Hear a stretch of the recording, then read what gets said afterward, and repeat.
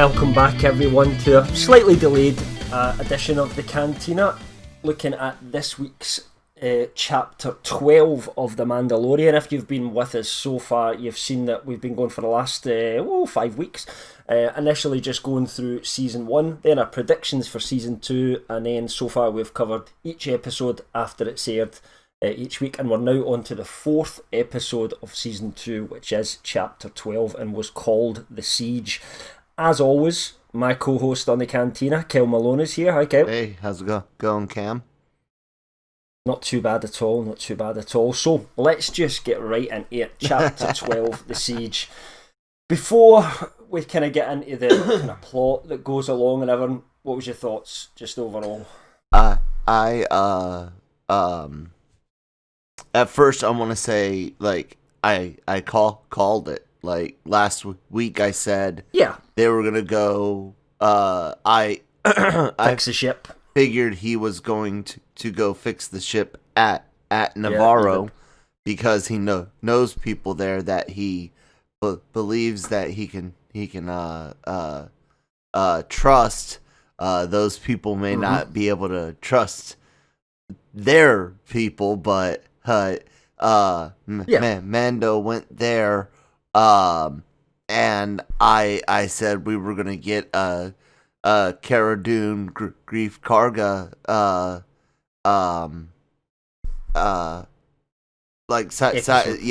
episode. I called it. I think 100%. that side was pretty obvious, but you know, to be fair, do not to give you too much credit, but you did call the whole, which I agreed with you, to be fair, but you know that they would go back and repair the ship, you know, at Navarro. That's why we would get to Navarro before he heads to his next destination, which is presumably to find Ahsoka Tano.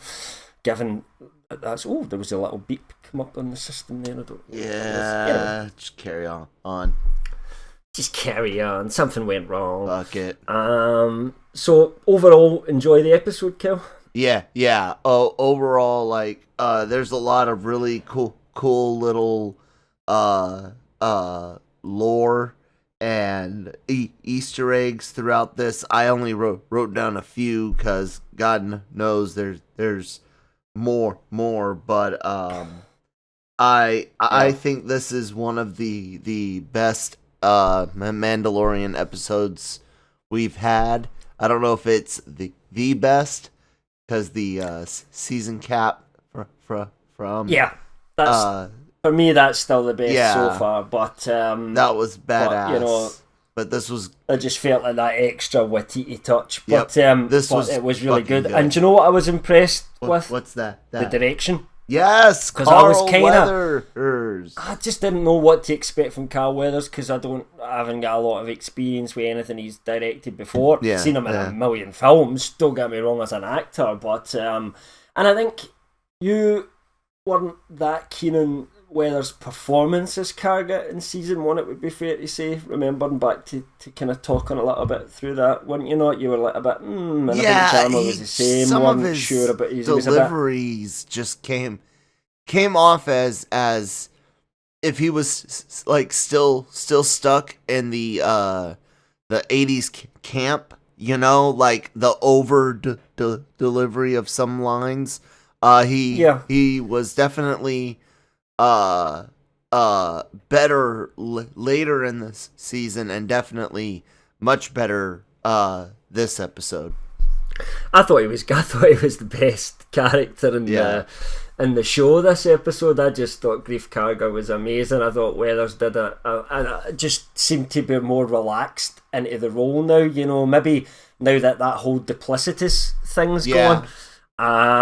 You know, and he's kind of playing a more straightforward, you know, character. You know, I really liked him, and I thought the banter between the three of them, because what I would say about this episode is there wasn't that much Mando and the child in this episode. There was a lot of good scenes with him, don't get me wrong, but it felt like the episode was really more focused on the other three.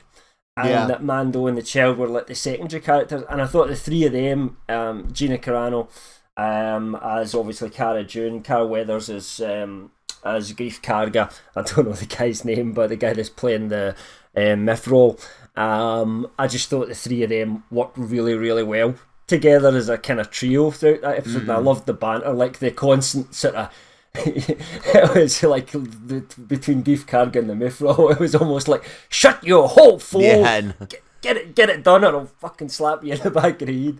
Do you want another 20 years in your sentence? I'll take 30 years off you. I'll take 100 years off you. Do you know what I mean? If you do this, I just thought that was really, really well done. The fact that you could take 100 years off their sentence, and their that they owe so much time that 100 years they're like, yeah, buddy, I'll do it. Hell yeah. Yeah, 100 years, Jesus. I will say, who knows how long Mithrils live, but it must be for a very long time. I would imagine Grief Karga would not live as long. He'd be a long dead. I will say this about Weather's direction, and that is he had a really I think good eye for close-ups and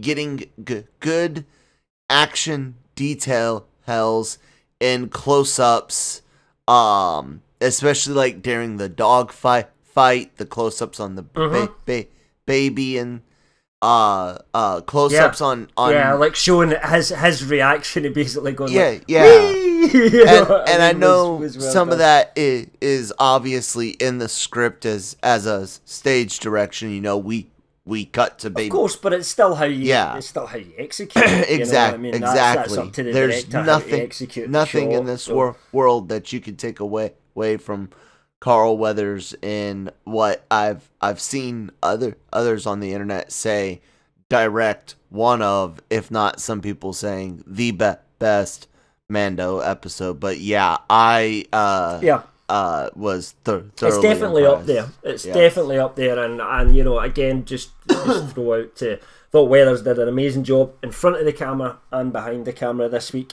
One of my favourite scenes that's up there with the stormtroopers sort of shooting the failing to shoot in the final episode of last season. One of my favourite scenes in this one, which we'll get to in a minute, was the one with the child, so in the school, and I just thought that was so well put together, that whole shot, and it just kind of, I think that's maybe the cutest we've ever seen the child as well. Do you know what I mean, during that period? So anyway, let's get into the actual detail.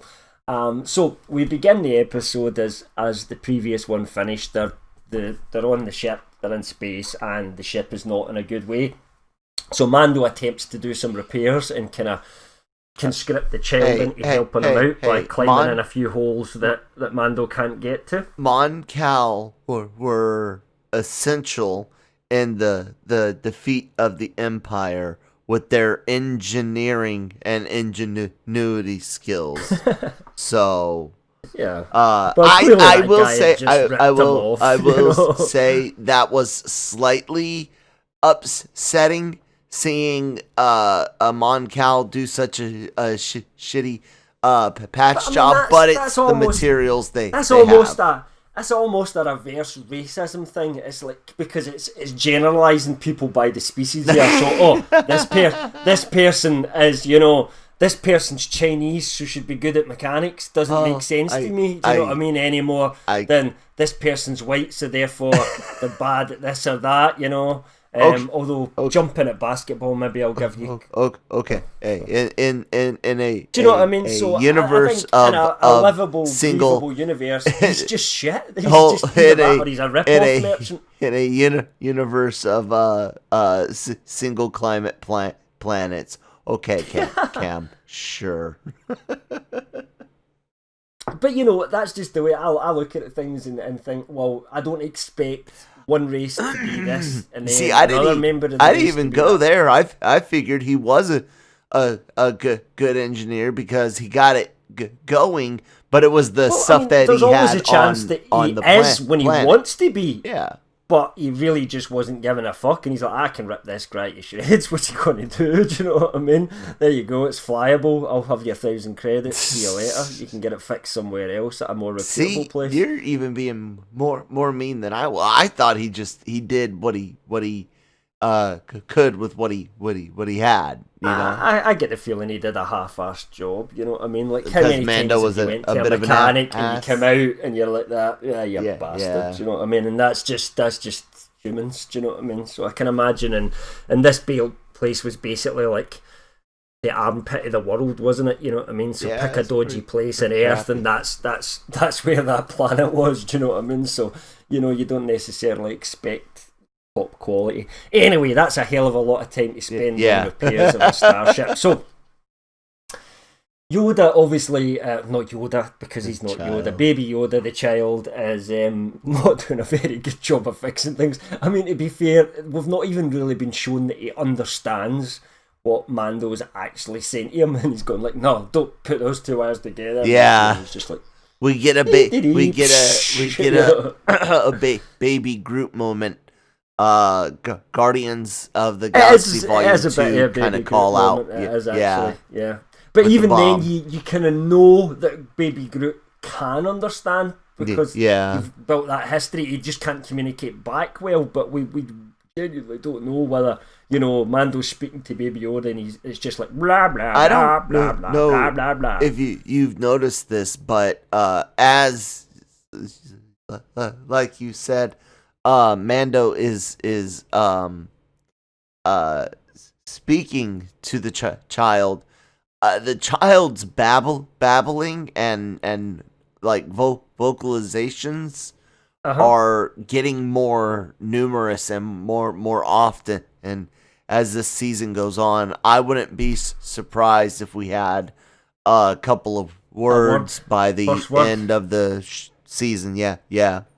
I think that would be a cute way to show his development. Is just he says something, because kids learn from their speech from the parents. That's why kids just learn how to speak. Well, in our situation anyway, English and at the home, because they hear their parents and their siblings and people like that say it all the time. And given that practically everyone in the Star Wars universe speaks English, basic, although it's basic for them, but and just translated for us, shall we say? But it does make sense that he would start to pick up some basic words. Sure. Yeah. So anyway, I loved that like little opening bit. Even just the as you say, I think there was definitely some Baby Groot references in there, and I'm okay with that, to be honest. Easy.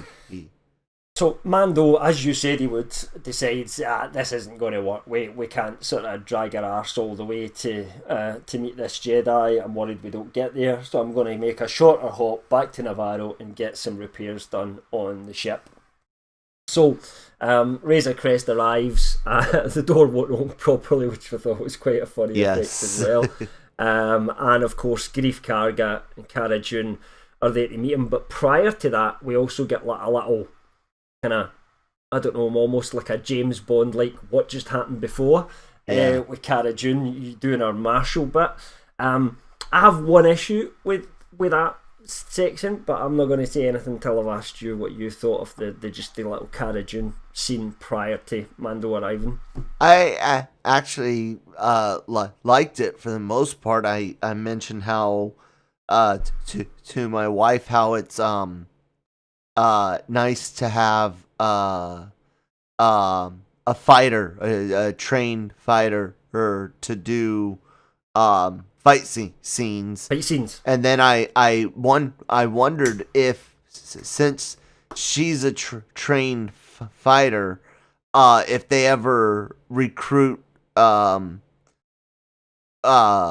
just for her, but even like Dave Bautista, other professional fighters and pro wrestlers, if they ever recruit local wrestlers, people that know how to take falls, to do fights, to take hits, like extra scenes, yeah. Like that. I wonder I if think that would happened. be a potential path for someone who did, like, let's say, wrestling, you know, because it basically is stunt work, isn't it? Exactly. You know what I mean? They have to take the hits, but it's controlled, it's planned, it's made as safe as it possibly can be, but accidents still happen. Yeah. And that's stunt work. So I think it's a very natural thing from one into the other.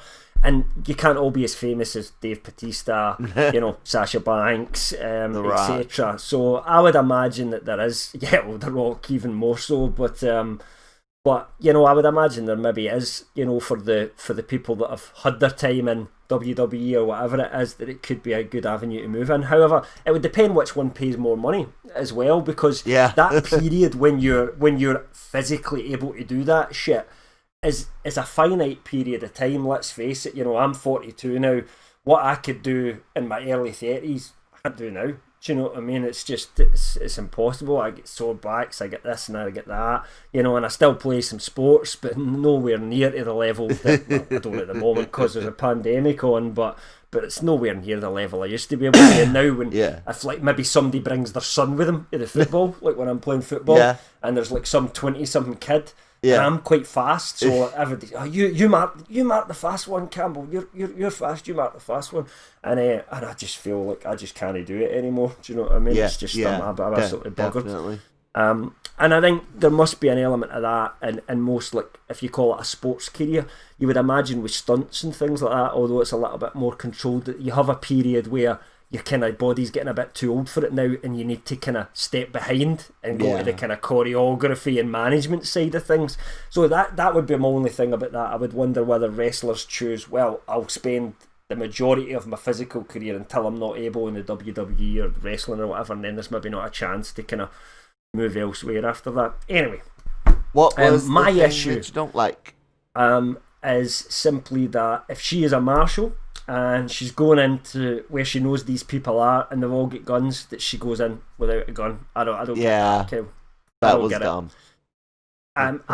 If you wanted to show a fight scene, have her start with a gun.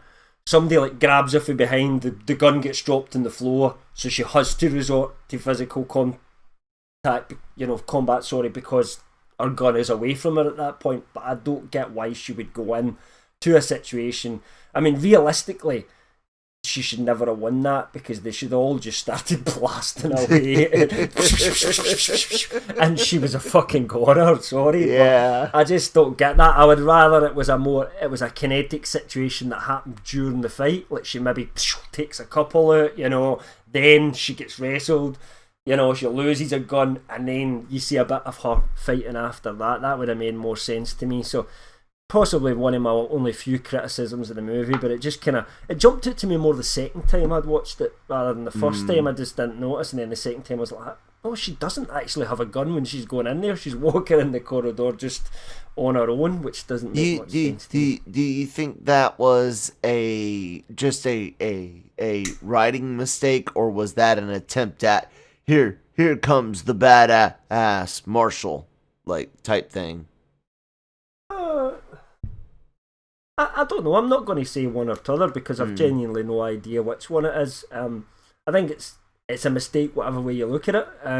But it's a small one, and I don't want to harp on about it too much, because it's one small scene, and it was still a good action scene despite that. It just kind of takes me out a little bit at the start when I think, they couldn't remember. You must have a blaster. I was going to say they couldn't. They filmed part of the scene, and then the COVID shit hit, and they couldn't remember what they were doing, and so the next time they filmed, there was no weapon. That's what happened.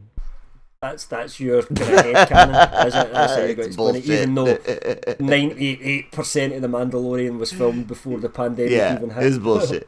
Yeah. Anyway. Okay. So we obviously, Grief Karga and Cara are there to meet Mando. He needs repairs done in the shit I pay. There's a little bit of patter about, is my credit good here? Yeah, it's good. Grief Karga I thought was quite good, the way he was like straight to the child. Hey, little one, and you're taking care of each other and all that sort of stuff, because obviously the child did save his life, which is what kind of turned the guy around a little bit in season 1. So he definitely has some affection for that kid. at the end of the day. I thought that was quite good. They kind of walk off. They're telling Mando about the state in Navarro now, if you like.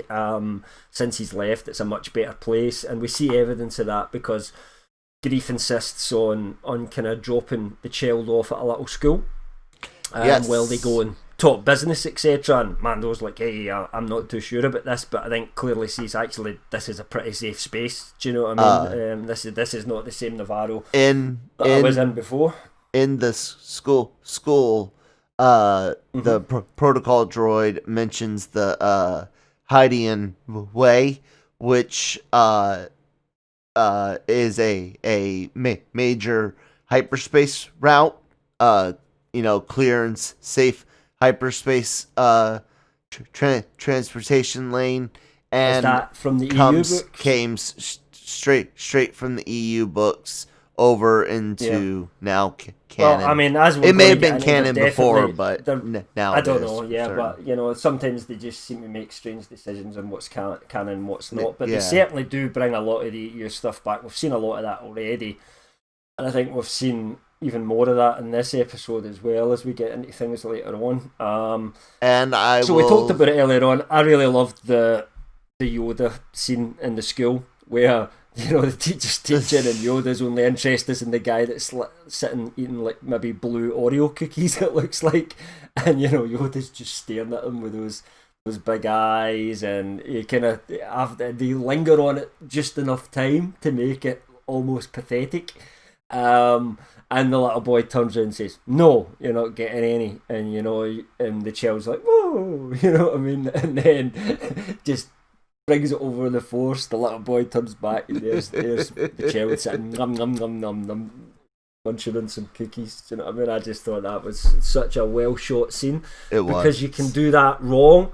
And that's again where we have to praise Carl Weathers as director, because sometimes you can write that scene and it sounds good on a bit of paper, but actually making it work, it's two different things. Yeah. It's the way you shoot it. It is the way you shoot it, and it's the timing. And he got that bang on for me. It just touched all the right notes. Yeah. So, we then get into the business of things. Obviously, Mando has a wee chat with Cara and Grief, and since it's going to take a little bit of time for repairs to get done, they want a bit of a help with them. They believe that there's one sort of foothold left for the Empire on the planet of Navarro. They think it's a kind of holdover from when they were before, a pretty much unmanned station.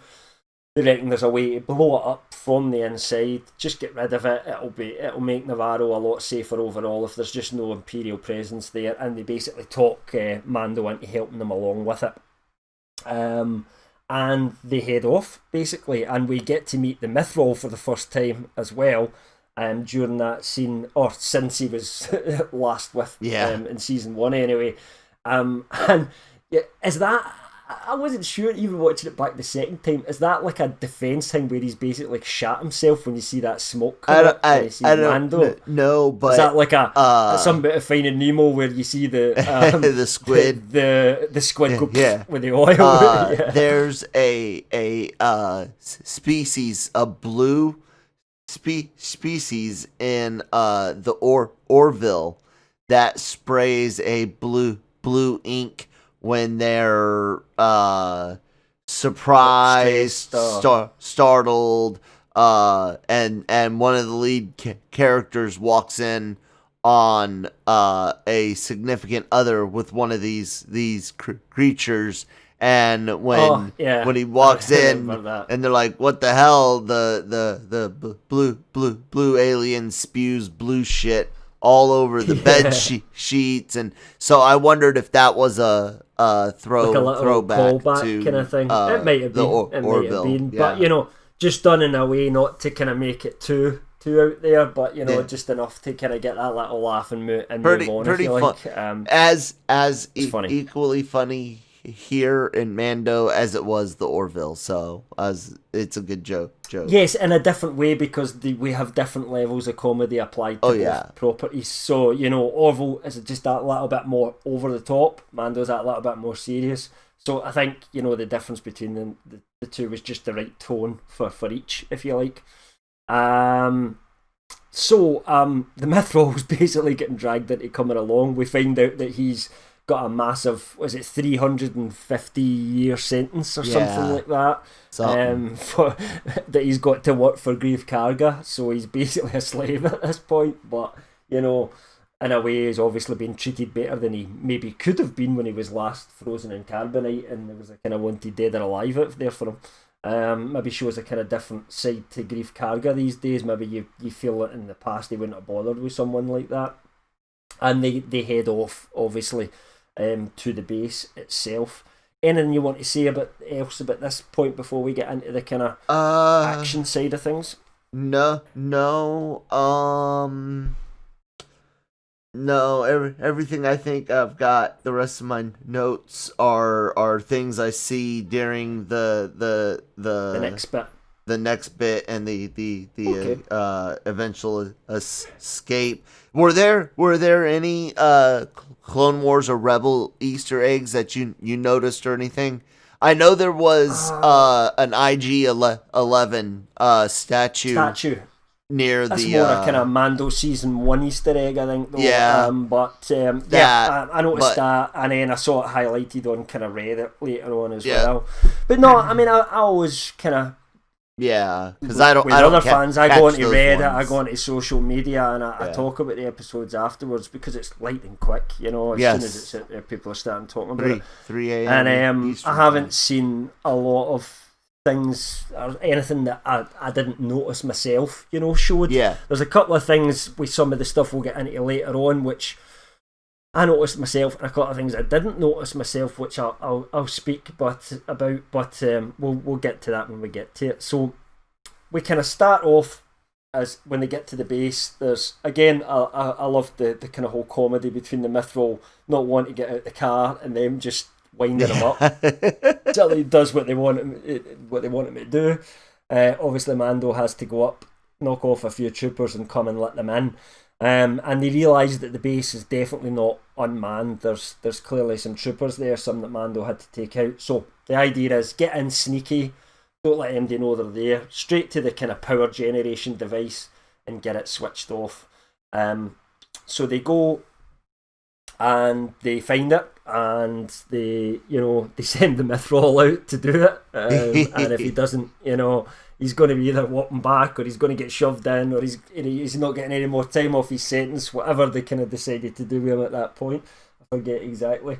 And out he goes, and I love the little bit where he finally goes out and he says, "Hey, there's not even a guardrail on this," which kind of always annoyed me a bit, like the Death Star thing, you know what I mean, in the Empire and A New Hope, that like they had these bits that somebody was supposed to walk out on to work controls, and there was no guardrail. It just seems like the worst design in the world. Like, you can imagine the Empire, the Imperial Health and Safety officers, like, really? You know what I mean? We have to shut down this whole Death Star. This place is a death trap. I mean, they and going, I don't give a fuck. Papa Palpatine finds his loyal subjects expendable, but come on now. I know. There's then just deliberately, people drop them off because they fall into stupid holes. You can just imagine that happening. They could make a whole comedy series just about accidents that happen on badly designed Imperial establishments. But anyway, I like that they made a joke of it. Yes. And they activate it so that they've got a bit of time to get out before the place blows. I gotta say this though, the whole Death Star control, tractor beam control setup, and even similar display with power levels and what the power level did to the device. Just, as like Obi-Wan's turning down the power level, you actually see the tractor beam's power drops, and here you see the cooling system drop. A really nice little throwback to it's part of that world building thing as well, and almost that it's a pretty standard setup for what you would find in an Imperial facility. So I like things like that. I like familiarity and in that side of things, definitely. It's like a continuity thing, isn't it? Yes. Between the series. It's stuff Jammer hates and despises. Well, I don't think I think that's wrong. I think you're doing him a disservice. He doesn't hate it and despise it. He just doesn't care about it compared to other things. Messing with him. Oh yeah, why not? I love messing with him as well. But obviously, as they're making their way back out, they discover a room. They're having a little look about and they discover a room which they find some things sort of slightly unexpected. Yep. And they're looking for more information on what's actually going on here, because they reckon, wait a minute, this is more than just a placeholder left over from when the Empire was here. They were doing something here, and Cara Dune says this is a science facility. Yep. And as they explore, they find some what's basically clone type bodies and tanks and things like that. It looks like clone vats. Yeah. It does look like clone vats. And I don't know if you noticed, but did you notice the music that's playing during that scene when we see the sort of clone vat things? No. Did you hear Papa Palpatine's? It's the theme tune. No, it's the Snoke theme tune. It's specifically from Snoke that John Williams did for the sequel trilogy. So a lot of people were then saying, is this, leading towards Snoke? Because why put that music in there? And I've since seen, which I thought, looking at the thing in the tank, that looked nothing like Snoke to me, and I thought it was maybe just a kind of a little Easter eggy kind of hint, rather than this is where this is going. But I have seen comparisons online between what's in that tank and then what the Snokes look like in the tank from Rise of the Skywalker. That shite film at the end, the shittiest, most recent film anyway. Yeah. And although the scar is in a different place from the Snoke clones, there is a similarity there. They might not have it perfected yet. So no, but I think what they could be just hitting it there, but without ever getting into it in the Mandalorian story, is that this could have been a precursor to what then was used for Snoke later on, because we're years too early for Snoke yet. I mean, Snoke hasn't appeared on the scene at this point in the story. This is only 5 years after Return of the Jedi. Do you know what I mean? At the end of the day, so it's far too early for Snoke. I mean, Kylo Ren, Ben Solo likely hasn't even been born at this point in the story, given the age he's kind of supposed to be, because it's supposed to be 30 years after sort of Return of the Jedi, so we're kind of 25 years off for the events at Force Awakens at least. So I feel it's maybe just a little bit too early for Snoke at the moment, but you could certainly see how they could angle into that. It could be used to kind of connect up those events somehow. Yeah, like maybe the work that they're doing shows Palps that although he can't clone himself a new body, he can clone a puppet at this moment in time and still have it be particularly powerful force-wise. When Mando and company enter into the area, two Imperial officers are purging the drives, and then they say destroy it, and he takes out a gun and he shoots a display that has a very clear circle on it. I couldn't make out the writing. No, I couldn't. Excuse me. He shoots it and it causes the screen to stutter, which almost makes it look like the Starkiller base trench on the circle. But I don't think that's it. We do hear yeah, that doesn't seem to look up too much for me, no. No, I thought maybe though Exegol, because of some of the other stuff that we see, and the fact that the betrayer tells the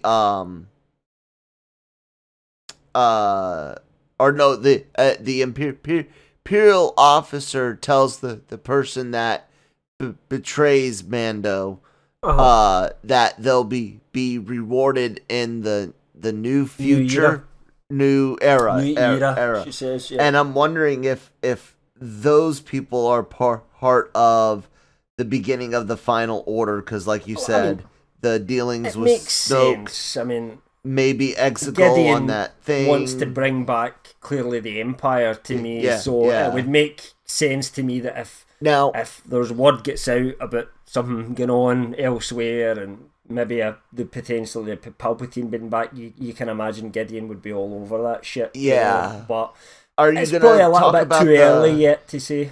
Yeah, are you going to talk about the hologram guy, or should we? Absolutely. I think we need Yeah. to talk about that and basically what he speaks about, because I think what that does is it shows us that the current plan, if you like, or Gideon's endgame at the moment, it's certainly not to create a Snoke or create a new Emperor or some of the things that we theoried. I think based on what we've heard, with volunteers getting mentioned and everything like that, and then what we see at the end, that what he's doing is creating Dark Troopers. An army of sort of potentially force-sensitive troops in sophisticated armour that are completely loyal to the Empire, that he can kind of send out there to do his bidding. That's what it looks like to me. Yeah. And not only that, but in the audio descriptive, so somebody that's got sight issues, you can put audio description on. Yes. And it tells you kind of what's going on at the time. Those troopers at the end are called Dark Troopers in the official audio description. God damn it! I fucking knew it. God, I was right again. Yep, I'd actually written about that in my column yesterday. That it was basically like Gideon's endgame revealed. I think this is what he's trying to do.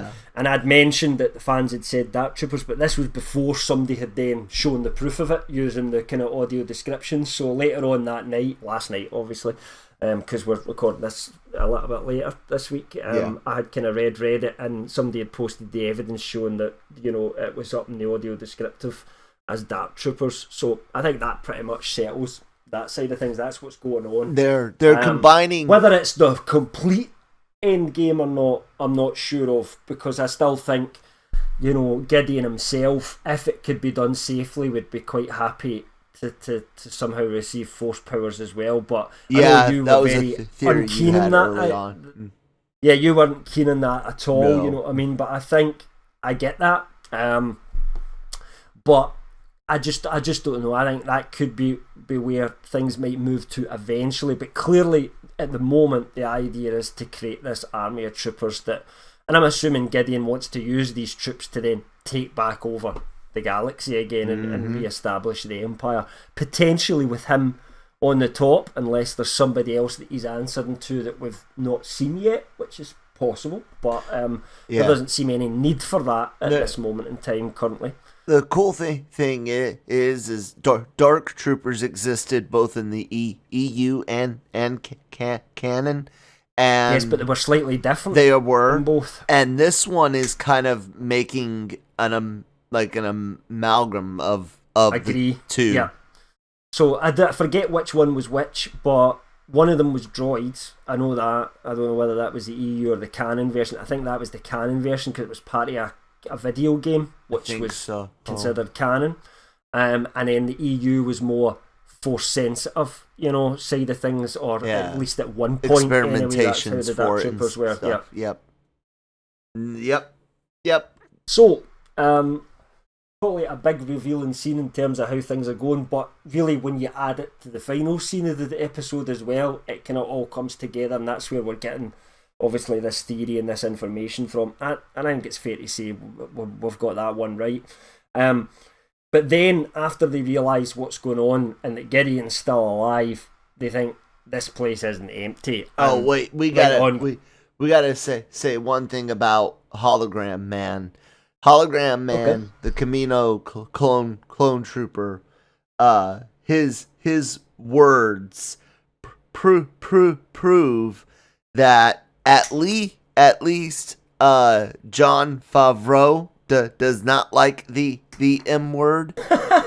If not as well, proves that the prequel heavy guy Dave Filoni doesn't like the motherfucking M word, because they managed to use the M word without using the M word. Yes, but I'm not sure whether that is because they don't like it, or they're worried it will turn fans off by going down that route because they know what fans think about it.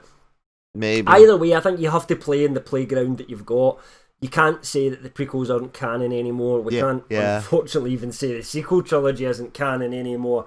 So you just have to make the best of that, and that's all they can do within the canon that they've got. So midichlorians are canon. You just have to accept them now, whether you like it or not. Why do you have to say saying it out loud? Why? Well, maybe they just call it the M count from now on. Would you be happier? But you still know what it means. You know what the M count is. I mean, I joked with you yesterday when we weren't able to. So Kyle put up a sort of tweet last night saying, look, Cantina is going to be a little late because we're having some issues today. And I joked with you should put up saying we're having some issues with the M count, and I was waiting to see your kind of reaction to that, if you remember. I didn't catch that. Because I know how much you hate it. Yeah. Yeah, but that's what I will say you can pretend it's not, but it's midichlorians is what they're talking about. Yeah, 100%. but it does go back to the original theory that someone in the Empire is aware that this species is naturally strong in the Force. Either that, or there was these people that were holding them who we don't know who they are, these weird people that all look the same. When Mando first sort of retrieves the child, shall we say, in the early season 1, we don't know what they were doing, but it could have been out there that this child had Force ability. However, considering there is only 3 of that species we have ever seen in Star Wars canon, 2 of them were Jedi Masters on the Jedi Council, and the young one we see seems to be really strong with the Force itself. On an evidence basis, you would have to side with the fact that you're correct, that it seems as if that particular species has a particularly strong affinity with the Force. We've not seen any evidence to suggest otherwise. We've only seen positive evidence. So the hypothesis we must make scientifically at this point is that that's the case, until we see different. So it's an interesting one. I think I think would ruin all this for me if we found out at some point later on that. Would you know what would ruin all this for me? What's that? As if we found out later on that the child was some sort of clone of Yoda. That they did use his blood. Yeah. I've said that before. Just please saying don't. it right now. Don't do it. There's no need for it. There's no need to connect it to Yoda that way. It's really interesting exploring a species we don't know much about.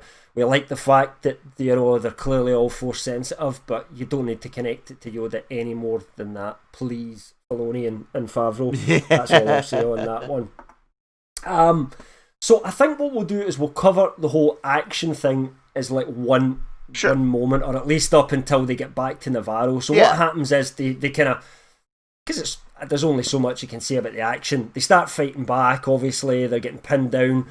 They're worried, or clearly Mando's worried that the child could be exposed where it is, and that Gideon could be looking for them, because clearly, as per Pershing's message, they need to get the child back to continue their experimentation. So because he can move quicker than the rest, he kind of shoots off with his jetpack to go back and get the kid. And that leaves our 3, I would like to say, stars of this episode to have to hold the fort, if you like. And we have a whole action scene built around the 3 of them, and they steal that transport and they escape. Is that transport anything special? Is it like from one of the rides, Star Tours, or? Well, if it is, I don't know about it. I don't know. I wondered. I'm familiar with an Easter egg or not. I've never been to any of these parks or anything like that because I live in shitty old UK and they don't have anything like that. So like I've never been to Disney World or anything. So I wouldn't have too much familiarity with that side of things. But there's nothing obvious that I can remember that where I thought, oh, that's one of them, or that's from this era, or anything like that. Which it doesn't need to be. It doesn't need to be. Don't get me wrong. At all. But, I can understand why you're curious about it. It would be potentially another little Easter egg in there. But they basically steal that and they run off and manage to survive that drop. And they're kind of running away. And obviously, what the stormtroopers do is send some bikes after them. And I just want to go back to the kind of whole what you said about the action shots, because that whole the way that was shot about them coming down, but then even more cool looking was when the speeder bikes come out and you see them like from that behind shot as they as they fall down the mountain, if you like, and then the kind of the gravity stuff kicks in on them. And then you see those two troopers kind of clashing with each other. Oh, that was quite great. Realistic. Yeah. Yes. And then the shot just follows the trooper who was okay. It's almost just like a glance back and pew, he's on. I just thought that was really well shot. That. And then, of course, it's a natural formation for an action scene to happen. It's like they're in this valley, and it felt a bit like when, almost Indiana Jones at one point when like Cara Dune's like fucking hitting them into the side of the wall, and that reminded me almost of an Indiana Jones type thing. It was just really well shot. You've got Grief on the kind of cannons shooting them. I thought the scene where the trooper lands on them and is just about to fire, and Karga just gets the target on him, and there's just that, like, again, it's the pause. That's great directing, because he knows to put that pause in where the trooper just looks back rather than just blast them off backwards, because it just adds that little bit of humour where you go, this guy's fucked. And the guy himself has got time to realise, I'm totally fucked here, before he gets blown back.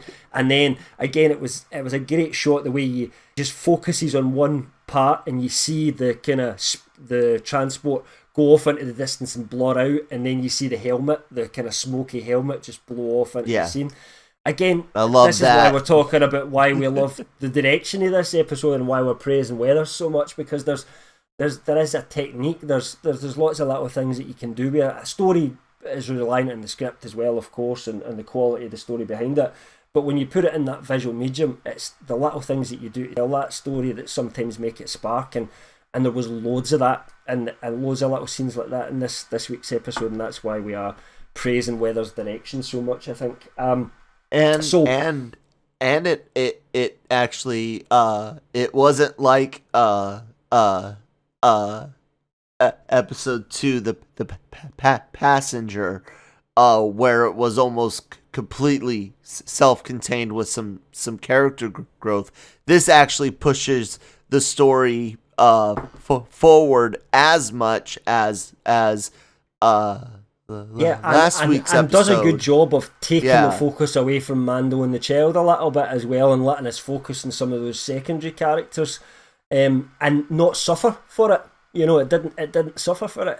It was an excellent show, and the whole period of time when Mando is away, which is this whole central kind of climactic action scene, Mando is basically away at that point. Yes. It's just the three of them, and you don't miss him. And that's testament to how well they put that show together as well, because we in that little brief bit of time, they had built a little relationship between those three characters, which you love, and now you've got this connection with them that you maybe didn't feel I had in season 1 with Cara Dune, Grief Karga. The Mythrol was just almost felt like a secondary kind of throwback funny character. He was a foil for Mando more than in season 1, but the way they put the three of them together made me care about them at that point, you know what I mean? And that's good direction as well, you know what I mean? Because that's how you decide to put that together. I agree. So they kind of get away, but then the Empire sends some TIE fighters after them, which are going to be a little bit more difficult for the guys to deal with, and the gun gets smashed, and Grief Karga just managed to just jump away in time, and they get back to Navarro, so it's like, hey, we're back to safety, but there's still these TIE fighters after them, and they're coming in to shoot, and of course that's when Mando makes his entrance in the Razor Crest. He's got the ship, it's been fixed, he's back up and running, he blows up one of them, and then we kind of see a bit of fancy flying as he takes out the other two. And we already talked about this at the start, we both, I think, I didn't say I liked it as well, but I did. I loved the way that was shot, the Razor Crest taking out the two TIE fighters was really well done again.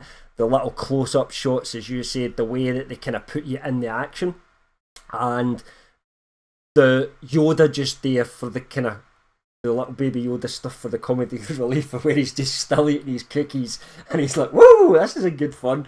And then of course he's sick at the end of it as well, which just totally, for any parent, you just think that's what you get for eating too many cookies, baby Yoda.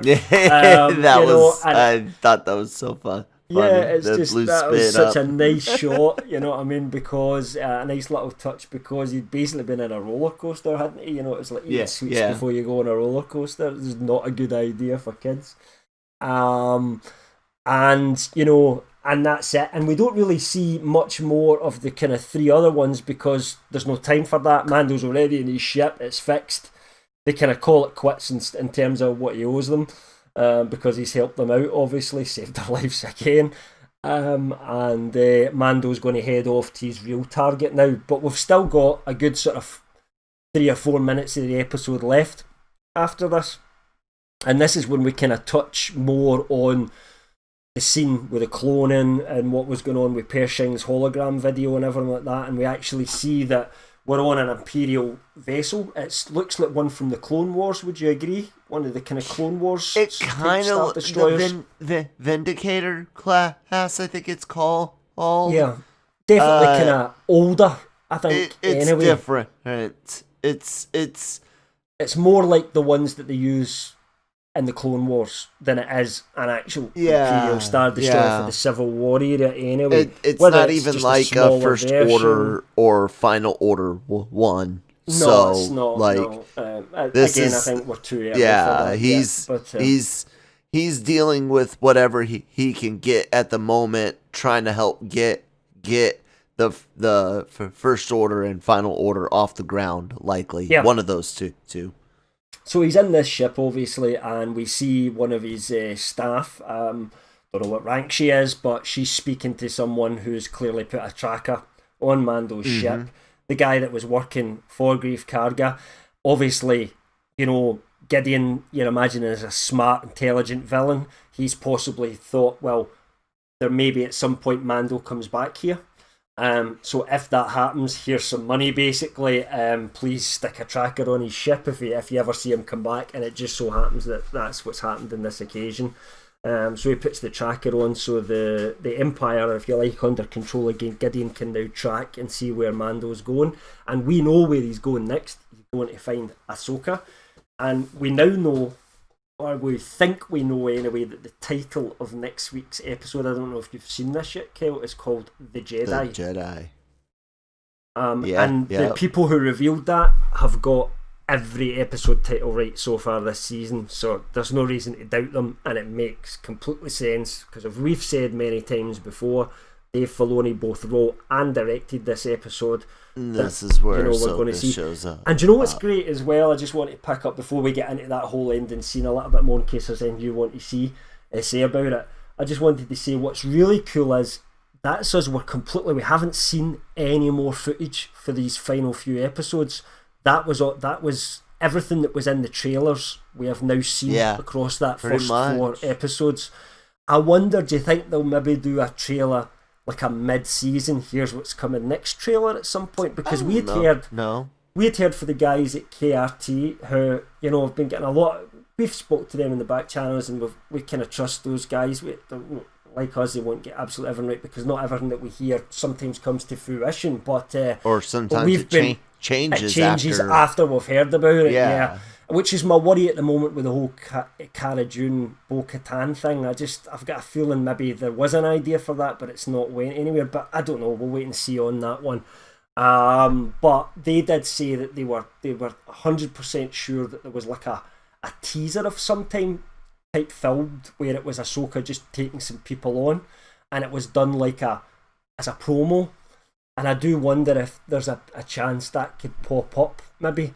Might be at some point. Now, it may have been just an additional scene they wanted to shoot for the show. I don't know for certain. There's no guarantee either way, no doubt. But I just have a funny feeling that there could be maybe another promo to kind of they might do to sort of promote the second half of the season. I have to say, I hope not. I like the fact that we're 4 episodes in and that we've seen everything so far, and we don't know what happens next. You know, I don't think they want to show her until it's time, because we always get a little teaser of sorts, 25 seconds or something. It seems of each episode, like Thursday or whatever, and I don't see them showing her. This is something millions of fans, not me, because I mean I'm excited because I'm enjoying the season. Yes, but you're not a big Ahsoka fan because you I don't have that familiarity with the character. Exactly. But millions of fans do, and they are like. Well, I must admit, I didn't like when that. Remember that initial Clone Wars movie that they made? Yes. And that was fucking rotten. And the idea of Anakin having an apprentice and all that, it just didn't work for me. I was not behind it at all. But I must admit that I changed my mind over the course of both the Clone Wars and Rebels on that front. There you go. So yeah, definitely interested to see what happens next. So just on that final scene, which is basically Mando's getting tracked, she tells Gideon, and we see those which are now confirmed to be dark troopers, which appear to be where the experimentation is going. Although I'm guessing they're not ready yet, given the fact that the tests haven't exactly all been successful at the moment. And you want to say about that kind of finale there, Kel? Before not really.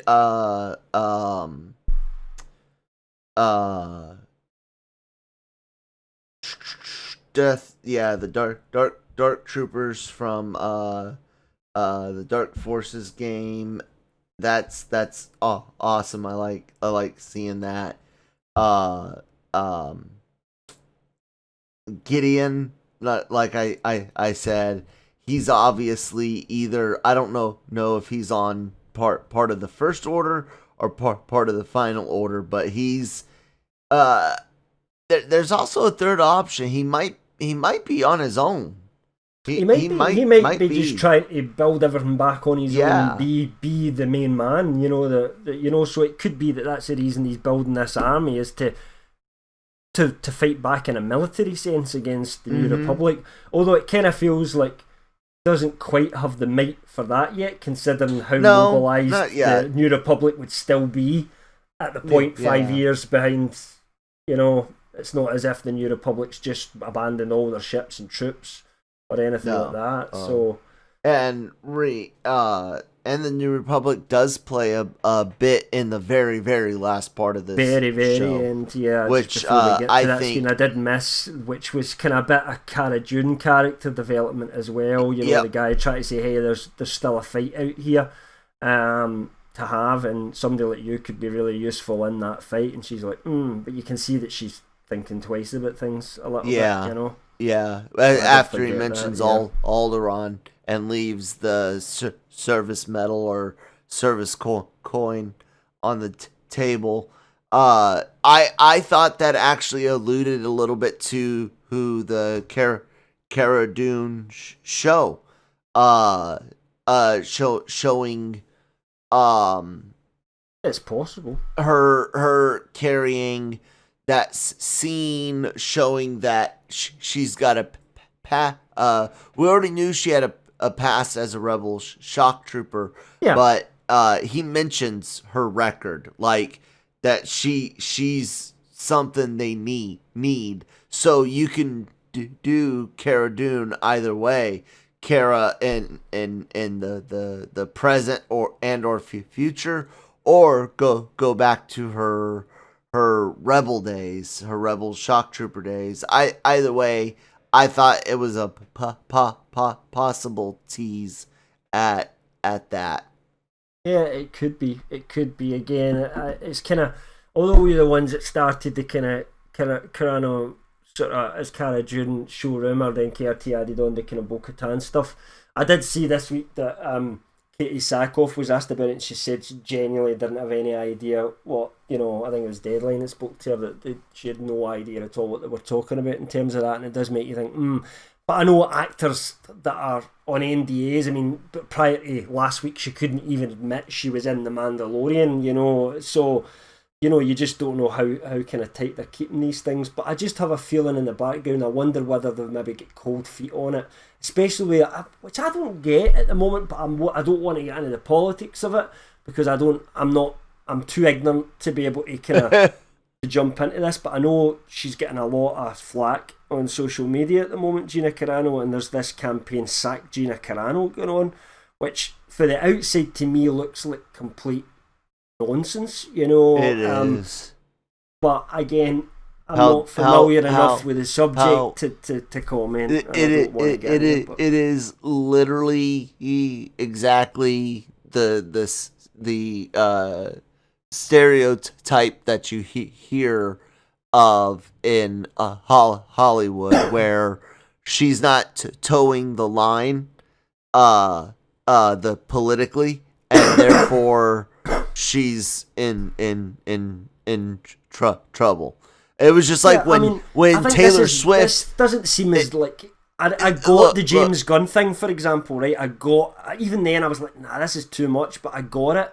I don't get it with her. I don't, for what I've seen. She's not saying anything controversial. She's just almost saying nothing. You got to saying, I don't want to get involved. Yes, you got to remember that. That's what I was getting at. Is our media and our celebrities hounded Taylor Swift to put her thumb on the election because she hadn't said anything. She had stayed out of politics almost her entire career, and people started like threatening to boycott her because she doesn't want to come out because she's really a Trump supporter. Stupid shit, man. That then forces somebody, because they think, well, I either lose my fan base, which is my income, or I just tell lies and say I'm on this side. So they might just tell you lies, because you don't know who somebody's voting for in a booth. They could say, oh yeah, and then go and vote whatever the hell they want, without you knowing about it. I mean, my dad always said to me, when we were growing up, he would never tell me who he voted for because he didn't want to influence my decisions. He wanted me to kind of decide that for myself when I grew up. But it's just that kind of side of things. You can keep that absolutely private if you want to. So I don't get it. But again, I don't want to get into, especially being an outsider to American culture, I don't want to kind of stick my big toe in it. I'll say you're looking at it as logically as I can, just at what she has tweeted, the words that she has put on screen. I don't. All I see is someone expressing political dissent with the alleged president-elect.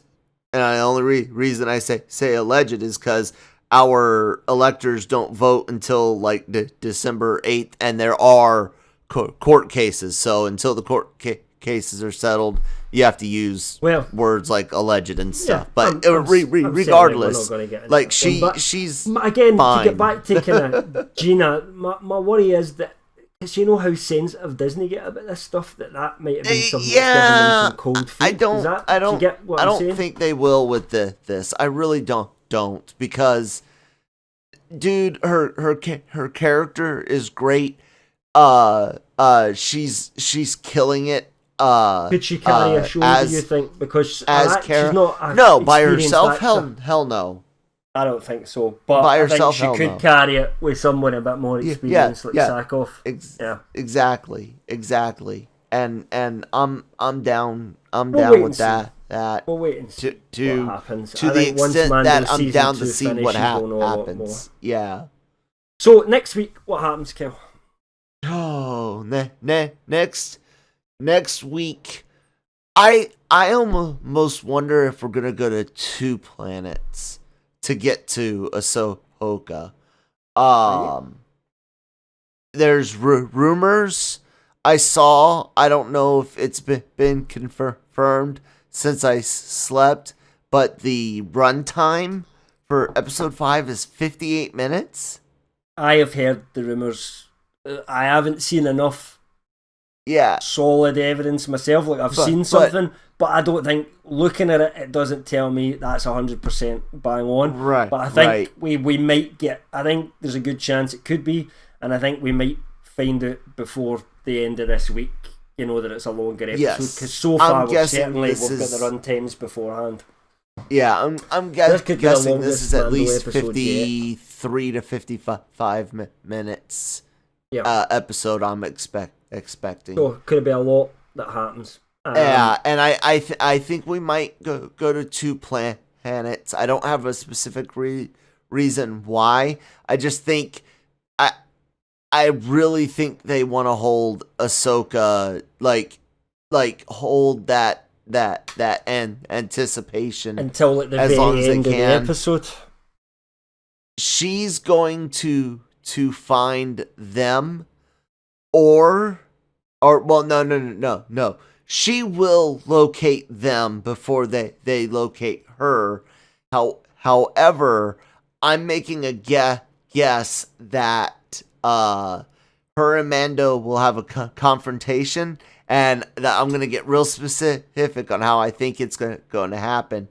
Mando's gonna have the child. Child's gonna detect Ahsoka. Mando's gonna see something's up with the child. He's gonna turn around, take a shot, and we'll hear that snap hiss, and the silver blade of Ahsoka Tano will be there. Yep.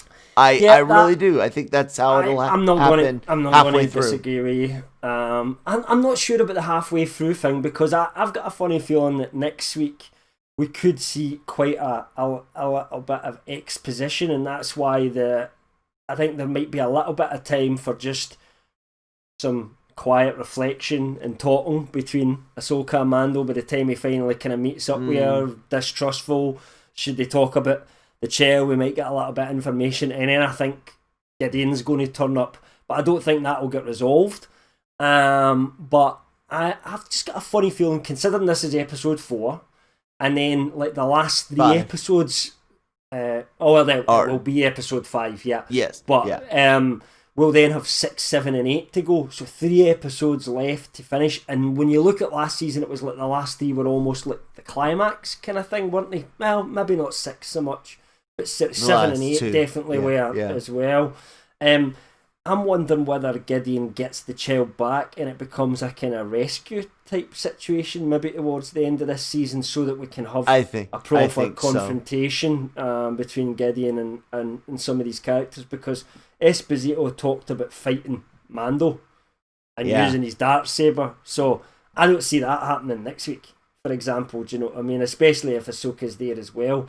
And I don't know how Ahsoka's going to react, because given how things went for her in Rebels later, she doesn't see herself as a Jedi. She left the Jedi Order. She doesn't therefore feel some responsibility to be like a Jedi and fix everybody's problems. Right. But somehow ends up kind of doing it as well. But she might not be that willing to kind of put herself on the firing line to protect this kid. I don't know. It's funny. I'm not sure how Ahsoka's going to kind of react to all this and get involved. So that'll be interesting to see, like, how she's kind of matured a little bit since we last saw her, which really, since we properly saw her in Rebels, is like 10, 12 years, something like that. Yeah. You know what I mean? It's not a short space of time. And then when we saw her post Return of the Jedi at the end, she looked a bit different, but we didn't really get to spend much time with her, so we don't really know how her character's changed. All we knew is she was going to go looking for Ezra.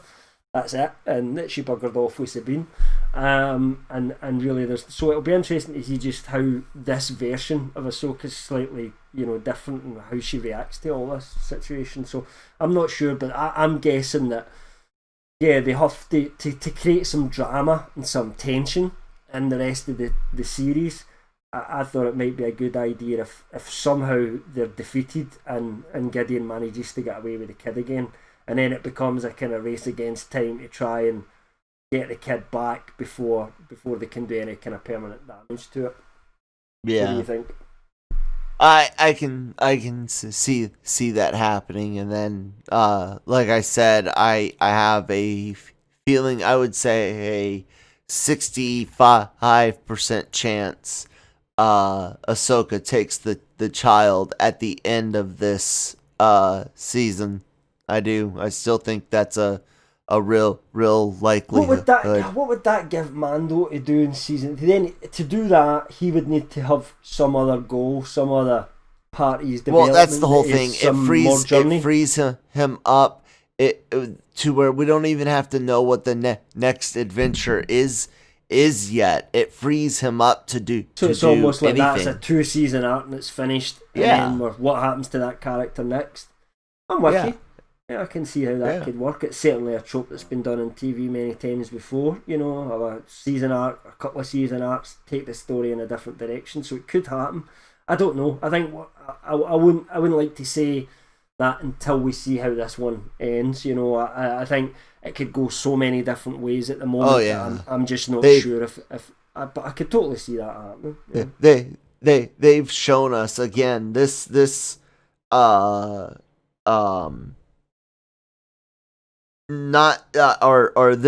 episode has shown us once again a lot of theories, fan theories, and some rumors again were right, and I'm just, you know, I'm blown away by everything that happened to the point to where I actually want to watch this episode again, like right now. Have you watched it once or twice so far?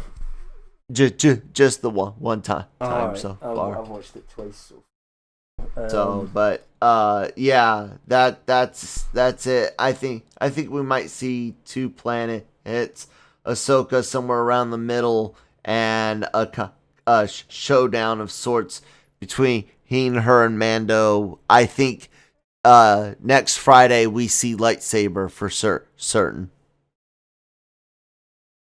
How does that make you feel? We're gonna see a lightsaber and a trained Nick. Force user in Mandalorian. So I'm not Nick that's like, I hate the Jedi now, I don't want to see the Force in Star Wars anymore, I'm sick of all that. Star Wars is part of that. It's a fan. Star Wars is heart's not sci-fi, it's fantasy. It's just sci-fi fantasy. And for sci-fi fantasy you need magic powers and wizards, and that's what the Jedi are. So it's an integral part of Star Wars, so I'm always happy to see Jedi kicking some ass. You know, it almost represents what Star Wars is to me. Although I've loved what Mando's done irrespective of that so far, but you've got the child part of it as well. So, you know, if they weren't wanting to get anything involved with the Force or the Jedi at all, they wouldn't have created the character of the child, would they? Do you know what I mean? So no. That's clearly not the way things are going. Okay, so that's where we think things are going next week. It'll be a big one next week for sure. So tune in and find out what Kyle and I thought of next week's episode, which we think is called The Jedi. And we're certainly going to know a lot more by this time next week, aren't we? Yep. Thanks very much for listening, folks. Kyle, any last words? Just make sure you guys are checking out LRM on online.com every day. YouTube channel, subscribe to that, and of course my other show, LR Mornings, every Monday through Friday, usually hits right around 10:30, 11 a.m. Eastern time, and you can find me at that Kyle Malone on Twitter and Facebook. Thanks. Great. Okay, thanks everybody for listening. See you next week. Bye.